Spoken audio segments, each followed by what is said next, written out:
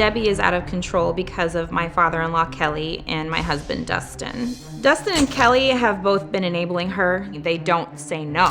They don't put their foot down. This is just the end result of everything that they've been doing, and trust me, she knows how to manipulate both of them. Debbie definitely thrives off that power. Debbie does treat Kelly like a bank. She always needs something. Her hair and her nails and her clothes and her shoes and endless amounts of medication. This is no way for Kelly to live. He's basically a caretaker. He doesn't have a wife, he has a patient. I do believe that this is a cry for attention. Debbie has always been obsessed with how she looks. Debbie has always worn very tight clothing. Everything's exaggerated. The eyeshadow, the lashes, the hairs. She almost looks like a drag queen. Debbie is definitely like a spoiled child. If she doesn't get her way, she'll throw a temper tantrum. That's the only thing I asked was that closet. We didn't go in there. I really hope that Debbie listens to Dr. Phil, but I think he might have met his match with this one.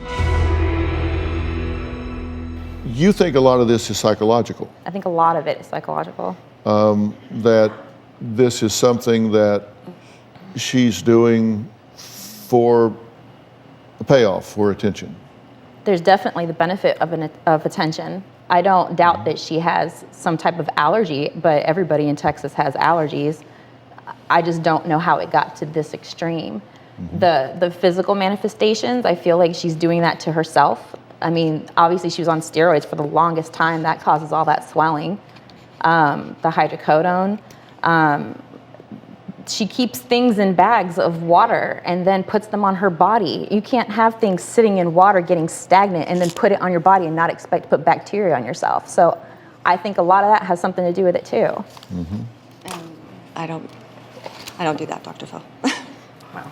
You don't do what? I don't do that. What she was saying about putting things in bags of water, and I don't do. There's things that I just don't. Yeah. I don't do anymore. That You keep things like credit cards in water, right? I do have my my card. I do keep it in between in a jar of water. You believe that if you kept that credit card in your purse or your billfold or in a drawer, that it would collect enough toxins, allergens, whatever is in the air, that it would be significant enough that it would change your pain level? It's like for our trip. I bought a little wallet. I put my ID in it, and I've been using it for the trip. Short periods of time, I can do that. But we're talking about, days, months, years of things just sitting. What I'm trying to do is see where your thresholds are, because you keep your credit card in water, you keep cutlery in Ziploc bags in the refrigerator. No. No, the cutlery's will stay in the dishwasher. Yeah, it's in the dishwasher. But she'll put other items in Ziploc bags in the dishwasher to keep them out of the way. No, it's my dirty clothes, what they're talking about.